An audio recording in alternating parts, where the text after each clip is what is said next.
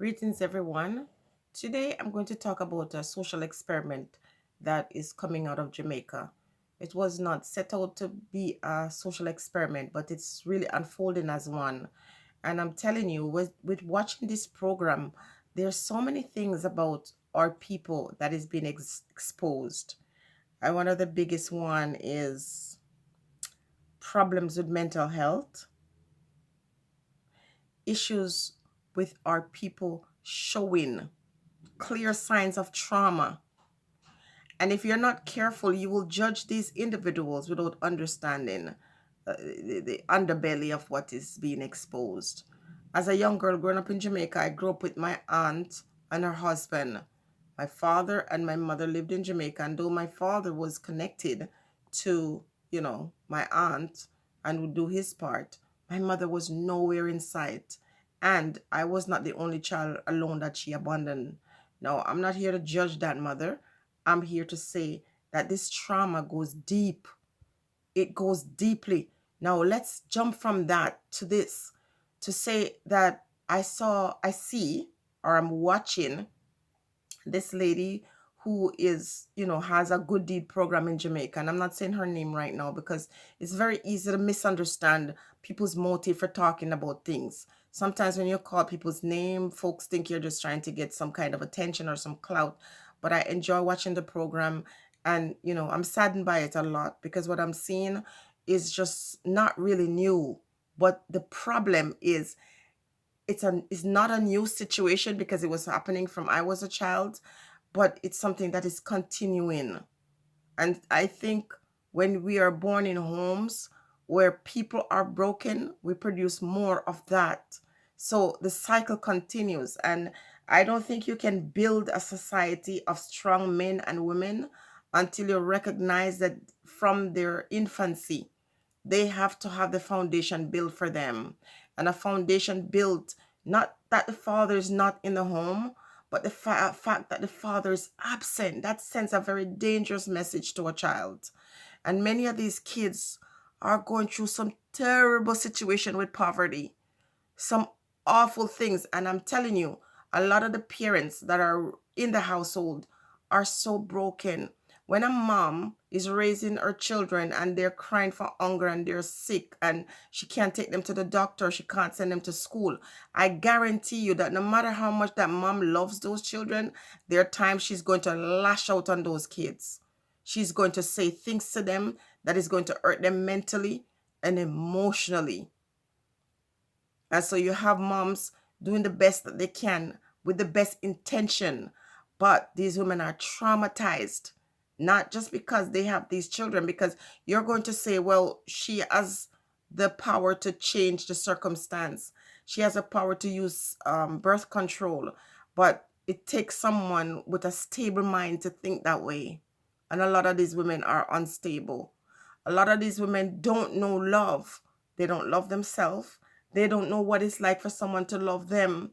Therefore, the idea of having children is only for companionship, just to have these kids because they were hoping that a man would love them and build a life with them. When you're able to make these proper decisions, because even if you grew up in a home where you're poor, you might have had a role model, a mother or a father who could teach you and encourage you and show you love. So there are a lot of people who grew up in broken homes and they're doing very well.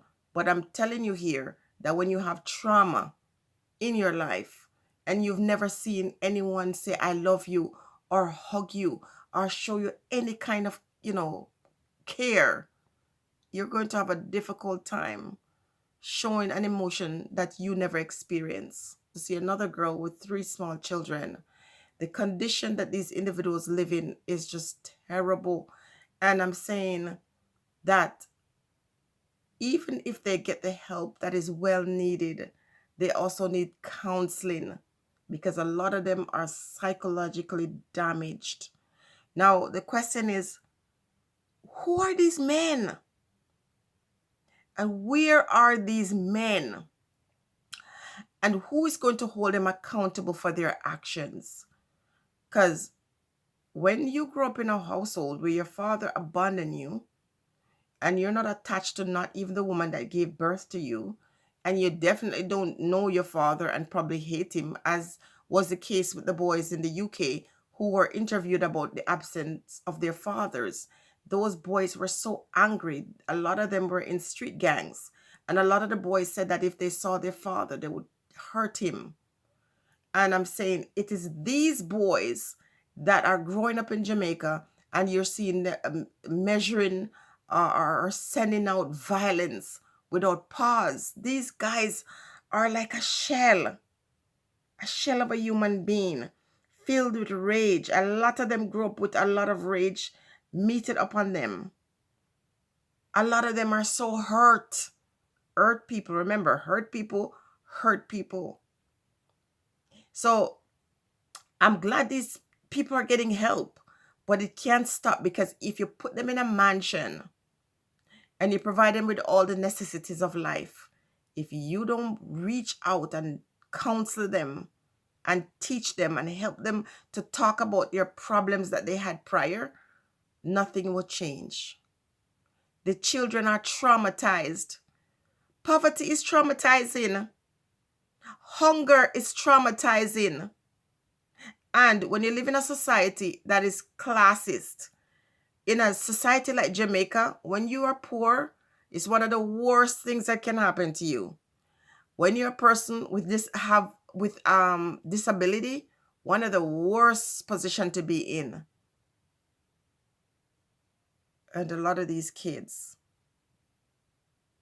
they're mentally, sometimes physically, but mostly emotionally damaged. This social experiment is really showing us the length and the breadth of the struggles that our people are going through. And the reason, a clear explanation for the reason why there's so much violence in Jamaica. And who do you blame? You really can't blame the government for this, because individuals have to take responsibility for their own action. But more must be done to bring education to the young people and to bring counseling to them, so that they understand that having all these children that you cannot afford is very cruel and it's violence. So physical violence dominates Jamaica right now, or the consciousness of Jamaicans. But violence, as far as poverty is concerned, is one of the biggest tools, because what it's doing is preparing the next generation to continue on that pathway. So they need help, but they need counseling. These women need counseling. Their idea of love is to find it through sex. And in the process of doing that, they're not protecting themselves. They're not putting on their shield to protect themselves or their next generation, because no one protected them. They just repeat the cycle. They came in the world and they survived all that violence, whether it be physical, emotional, financial, or any kind of violence that was measured out against them. And they feel they survived it because they're still alive. But they don't realize that that trauma that exists in the Black community, of us having children that we cannot afford. And then when, stress meets us, we pass that on to our children. It's one of the biggest social experiments I've seen coming out of Jamaica. One of the largest one. I'm sure it's a case study where if you look at these persons' lives individually, it would reveal a lot about the society. I hope they get help, but I hope someone else find an opportunity to go out and talk to these individuals, not just about their needs, but in order to change the society, one has to go in and mentally change the people. The greatest violence in Jamaica right now is the abandonment of children. And I'm saying, where are these fathers? They need to be sought out. They need to be found. We need to get to the bottom of it to address these men. and to talk to the ladies, to let them see and understand this is not the norm. It's not the norm to just have children that you cannot afford, even though that seems to be the norm in Jamaica. But I'm saying when you look at worldview and you look at societies that are doing very well, as Black people, there has to be some explanation. I'm stumped for words, people. The years of repeating the same cycle, the trauma that we're seeing with our people, has a lot to do with ancestral memory. Taking people out of their homeland and scattering them up. That seems to be a part of our DNA now. The thing that we're doing are repeating that cycle. If you interview the average Jamaican person, the majority grew up without their fathers. And blessings to the men who say this will not be my child's results.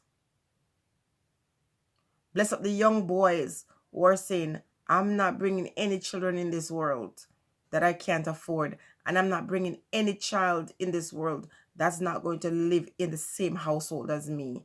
Few and far between.